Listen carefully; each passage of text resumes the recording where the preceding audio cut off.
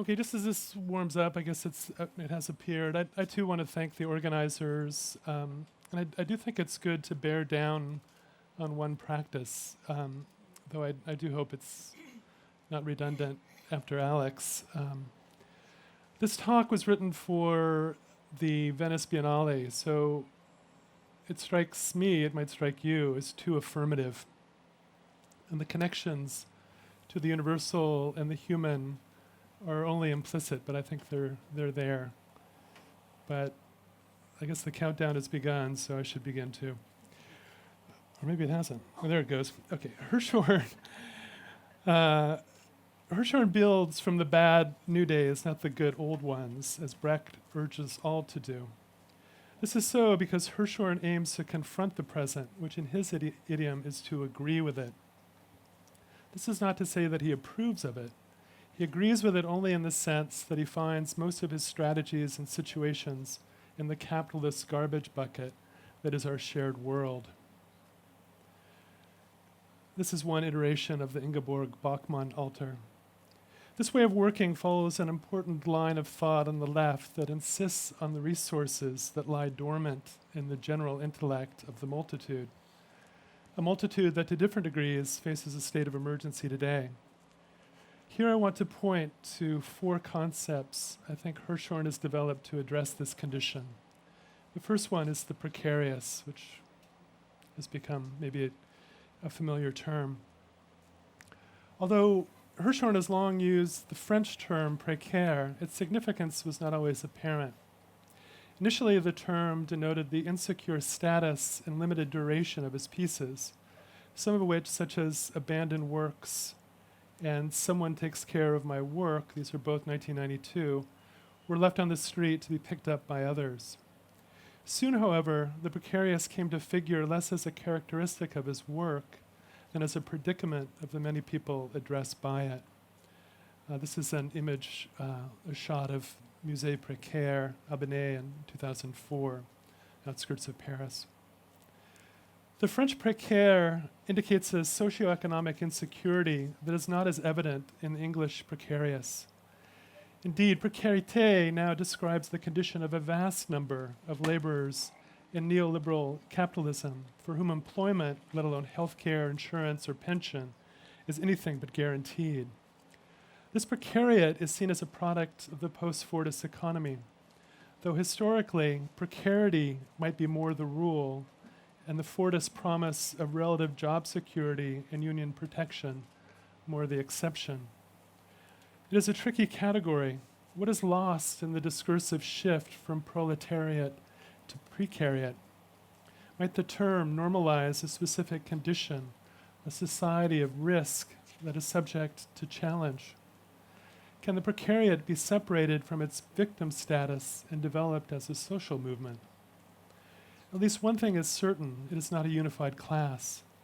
There are smooth forms of precarization for digital bohemians like most of us, on the one hand, and rigidly repressive forms of labor discipline for migrant laborers on the other.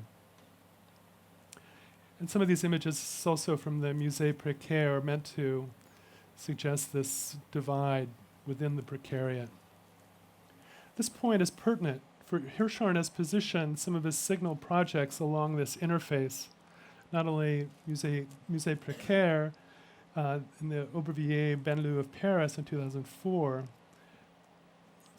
here's another shot, but all 3 of his monuments to date, the Spinoza in the red light district of Amsterdam in 1999, the Deleuze in a mostly North African quarter of Avignon in 2000, and the Bataille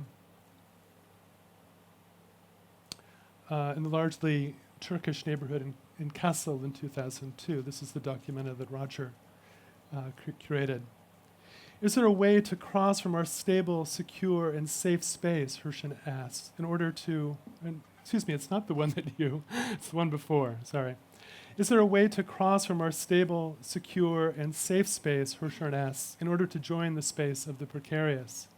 Is it possible, by voluntarily crossing the border of this protected space, to establish new values, real values, the values of the precarious, uncertainty, instability, and self-authorization. And I will come back to this last term, self-authorization. So what does a practice of the precarious entail? The truth can only be touched, Hirschhorn has asserted, in hazardous, contradictory, and hidden encounters. This suggests the first principle, an actual sharing in the conditions of social risk lived by a precariat in a particular situation. And to this end, Hirschhorn sometimes takes up the guise of the squatter. This is another shot of the bataille. In order to reach this moment, I have to be present and I have to be awake. I have to stand up. I have to face the world, the reality, the time, and I have to risk myself. That is the beauty in precariousness. This is a shot from another Spinoza project in Bilmers, just outside of Amsterdam in 2009. And here you see Hirschhorn with the workers from the project that produced the construction. Alert to the Deleuzian caveat about the indignity of speaking for others, Hirschhorn does not stand in place of a precariat.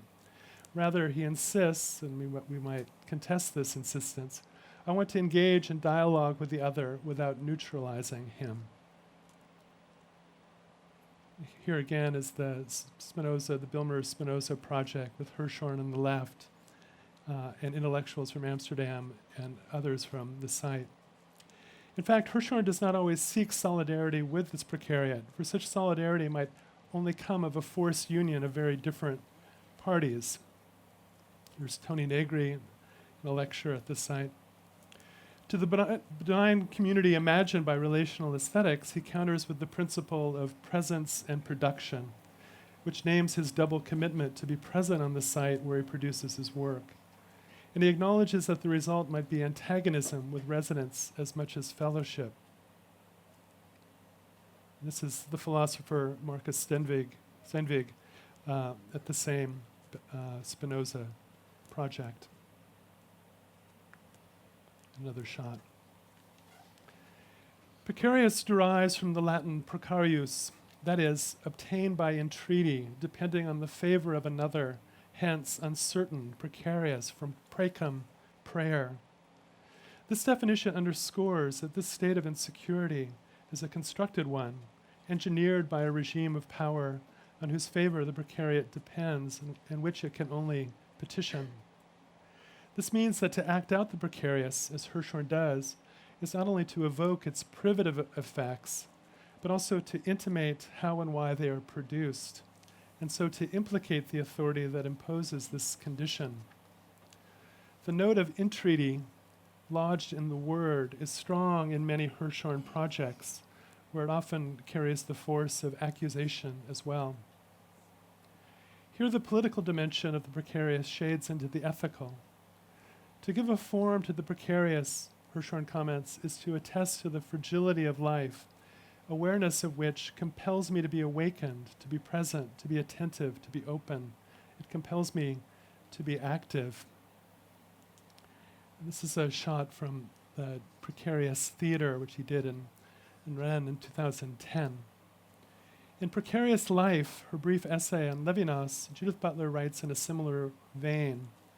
In some way, we come to exist in the moment of being addressed, and something about our existence proves precarious when that address fails. Here Butler explores the notion of the face, which Levinas posed as the very image of the extreme precariousness of the other. To respond to the face, to understand its meaning, Butler argues, means to be awake to what is precarious in another life, or rather, to the precariousness of life itself. This is the face often put forward by the precarious art of Hirschhorn.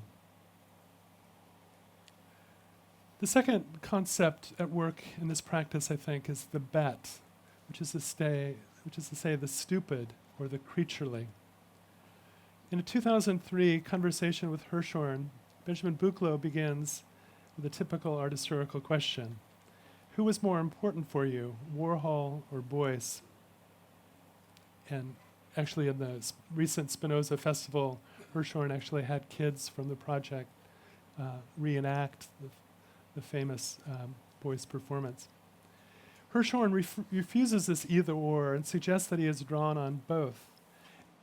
Every man is an artist, boys like to say, and just as Hirschhorn affirms this commonality, so he does affirm the commonality offered by Warhol, whose painting 129 Die of 1962 struck Hirschhorn strongly when he first saw it in 1978. It was like a late primal scene for him.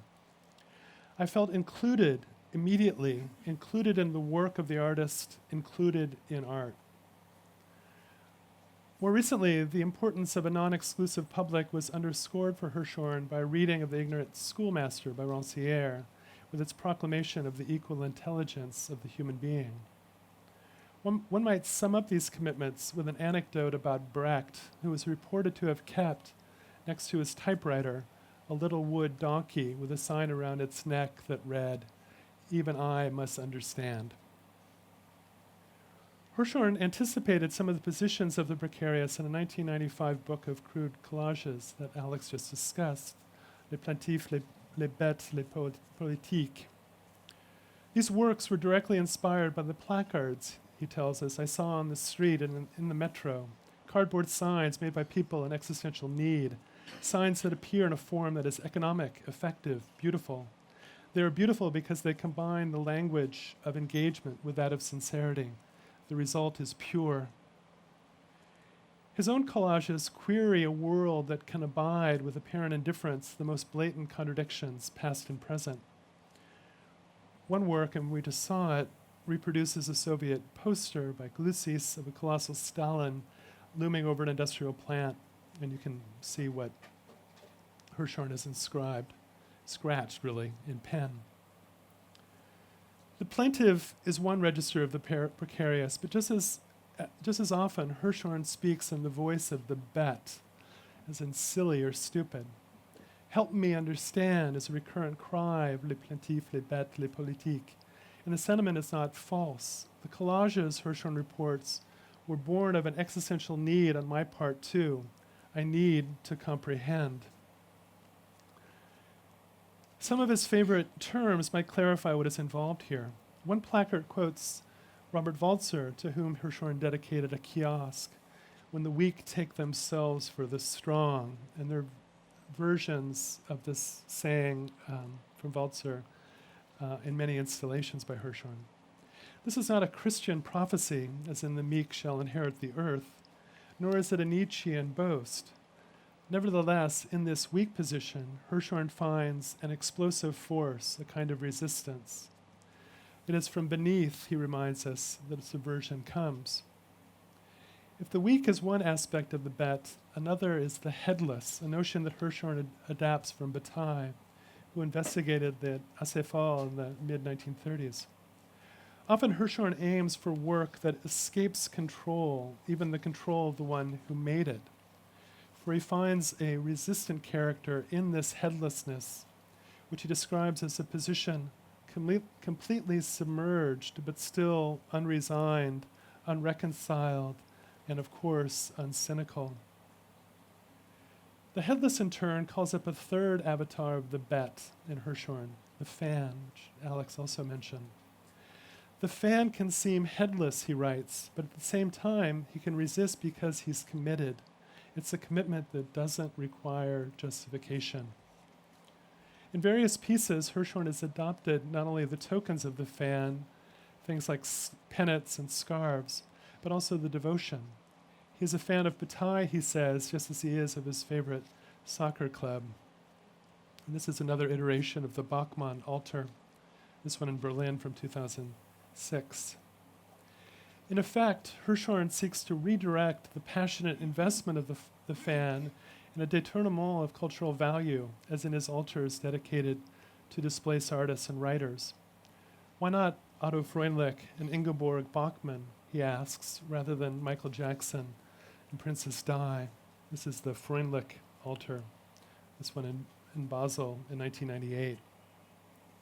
This is a utopian gesture, but it holds a critical charge, one not unlike the Marxist insistence associated with Ernst Bloch that the left must not concede the forces of popular passions to the right, even or especially when those passions are archaic or atavistic. If we live in a culture of affect today, Hirschhorn implies, then we must use its means too. For Hirschhorn, the bête is also a mode of seeing and reading. One way not to look away, he suggests, is to look dumb. That is, to be dumbstruck by the outrageous events of the world, such as the mass murder of innocent citizens during the Iraq War, gruesome images of which Hirschhorn presents in his collages of 2008. In this light, looking dumb is a form of witnessing that is both ethical and political force. Also implied here is a further aspect of the bête, which I will call, after Eric Santner, the creaturely. For Santner, the creaturely is provoked by exposure to a traumatic dimension of political power. At such moments, a creaturely cringe is called into being, excited by exposure to the peculiar creativity associated with this threshold of law and non-law. The creaturely thus points to cracks in the symbolic order at large, fissures or caesures in the space of meaning, which might become places of purchase where power can be resisted or at least reimagined. From les plaintifs, les bêtes, les politiques to collages, Hirschhorn often looks for such creaturely openings. And sometimes he inhabits, as in the caveman man exhibition, a creaturely space. Finally, the bête is also the simple, which Hirschhorn values. Simplicity is a founding, he says, in a typical mix of languages. And this is an image from Caveman Man, 2002. This aspect of the bête returns us not only to the commonality evoked by Brecht, Beuys, and Warhol, but also to the resources to be found in the general intellect of everyday people. Gramsci, to whom Hirschhorn will dedicate his fourth and final monument next year in New York, defined common sense as the folklore of philosophy. That is, I think at least, as a reserve not only of superstition to be exposed, but also of truth to be deployed. Sartre wrote similarly about the commonplace, and this is Sartre. This fine word has several meanings. It refers, doubtless, to the most hackneyed of thoughts, but these thoughts have become the meeting place of the community.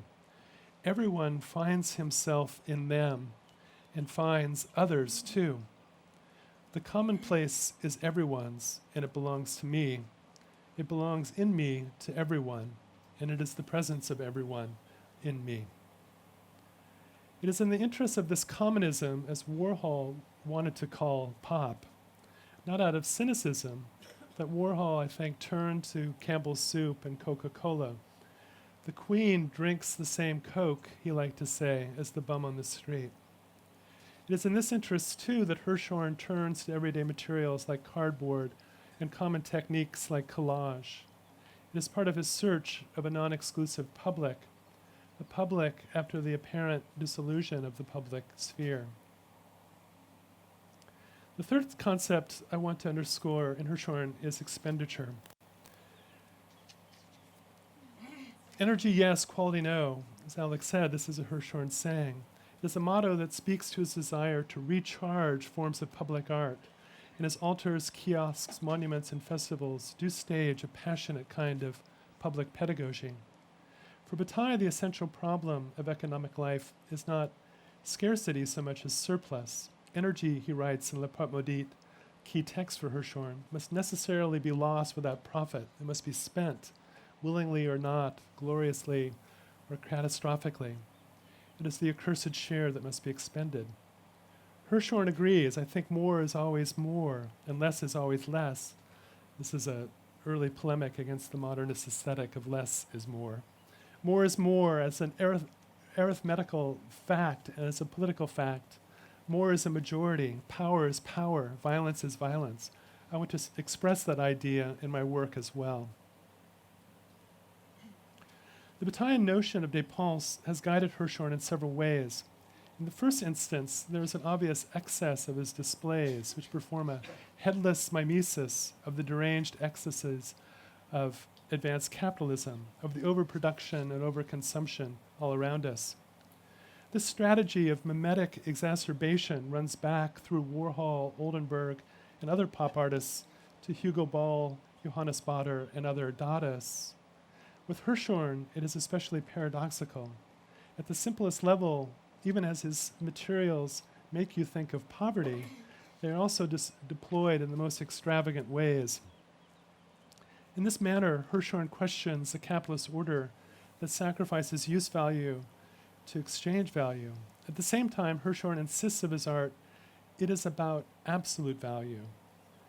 This suggests that he advances not only a critique of capitalist exchange, but also a proposal of a different exchange altogether, along the lines, perhaps, of a general economy of non-productive expenditure advocated by Bataille. This motive is very important in my work, Hirschhorn says of the Bataille account of the potlatch. I want to make a lot, give a lot. I want to do that in order to challenge the other people, the viewers, to get equally involved so that they also have to give.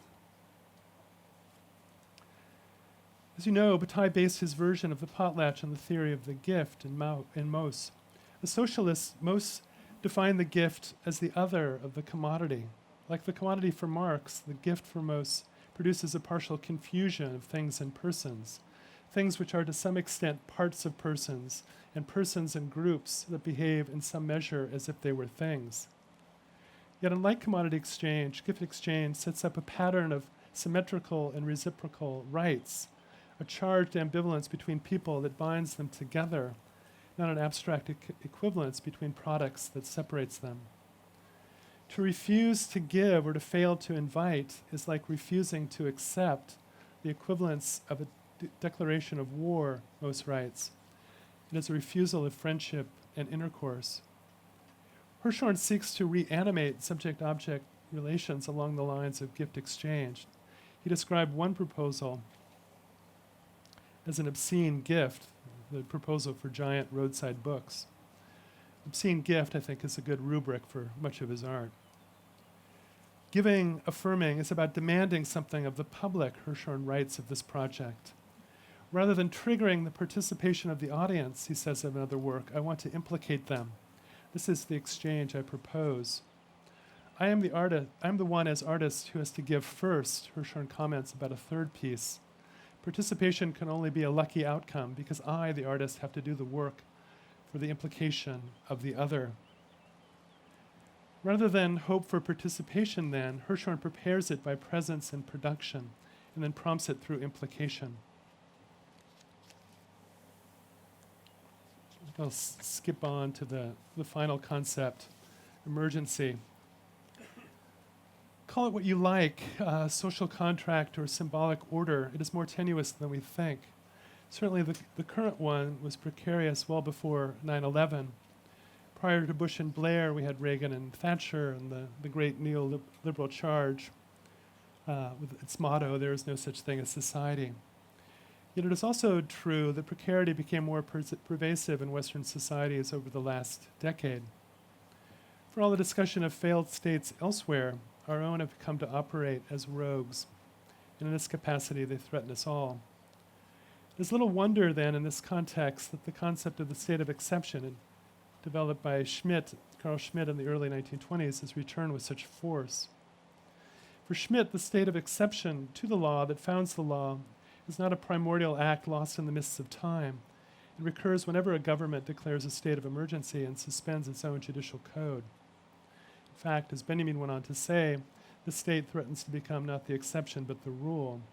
And it's really this that Agamben has recently turned into a principle in his discussion of bare life, which is familiar to you all. Now, in his discussion of bare life of the Homo sacer, this man is sacred in the antithetical sense of the word mostly lost to us, that is to say, accursed, at the mercy of all. Indeed, in the Roman social order, Homo sacer was the lowest of the low, yet as such he was also the complement of the highest of the high. This doubling of Homo sacer and sovereign power intrigues Agamben, just as the doubling of the beast and the sovereign intrigued Derrida in his last seminars. The two terms in both pairs are antipodal, the one lowly, the other supreme, the one beneath the law, the other above it. Yet they are also alike in this exceptional exteriority, and often represented as such in the guise of each other. Obviously, the most famous is the Leviathan. For Derrida, as for Agamben, these pairs pose a riddle that points to how power is founded in a primordial yoking of violence and law, that is, in the sheer violence of self-authorization. Now, faced with a situation in which precarity seems the norm below and emergency the norm above, Hirschhorn often performs this doubling in his work. On the one hand, he crosses over into the precarious. On the other, he acts out his own state of emergency. More and more, the two, precarity and emergency, come together in his discourse. Precariousness is the dynamic, the emergency, the necessity of this work, he says. In 2003, when Hirschhorn assembled 37 books greatly enlarged for his emergency library, it was not for desert island reading, but as an arsenal of absolute demands for here and now. So when Hirschhorn cries, "Help me," he speaks to emergency, as he does when he says, "I love you." I selected figures about whom I could really say, "I love you." This is the Bachmann altar one more time. About whom I really meant it. It was a real commitment. This expression of love is not only an investment in obscure artists and authors, it is also a contract made in emergency and against emergency with the commitment of a fan that doesn't require justification. It is an attempt to rescue the likes of Freundlich and Bachmann from oblivion or relative oblivion, and to entreat them to take up arms with him in the present. The past can be seized only as an image which flashes up at the instant when it can be recognized, Benjamin said in one of his famous lines, and is never seen again. It is in this time of the now, in this emergency, that Hirschhorn works. In this moment, commitment and autonomy are not in contradiction, as they are said to be in aesthetic discourse in general. For the autonomy that interests Hirschhorn is not the self-sufficiency of art, but the autonomy of courage, the autonomy of assertion, the autonomy to authorize myself. Where do I stand? What do I want? These are the questions Hirschhorn asks, and he means us to ask too. Thank you.